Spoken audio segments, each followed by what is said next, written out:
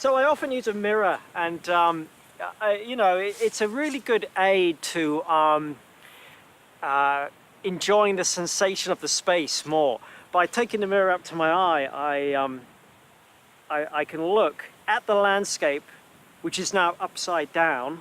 Immediately you get an incredible sensation of space. You get the land coming right up to you and then just panning away 2 or 3 miles to the horizon.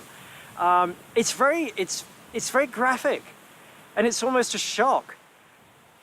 When I take the mirror away and I look at the landscape, it doesn't feel as dramatic, and I think the reason being is we have too many lazy habits about looking and attaching labels to things like tree, fence post, bird, barn, and then we stop really looking. But the mirror jumbles all that up, and suddenly you see the sweep of space. It's really, it's quite a dramatic thing.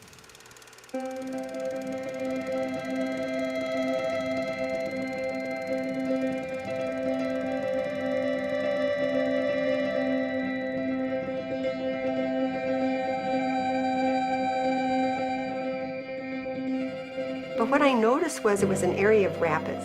I started really considering that as a way of making work, and water movement is so connected to different emotional responses. And so these are all kind of ideas that I'm thinking about all the time. It was so tormenting to do this piece. I remember even calling my instructor saying, I can't get a grip here. I'm in the middle of a rock. I can't like focus on this rock. I don't know if it's me, that I don't know what I'm doing, but it really was because there was no solid ground. So everything was kind of in angles to each other. So it took a real long time to figure how to draw that and kind of balancing on this rock.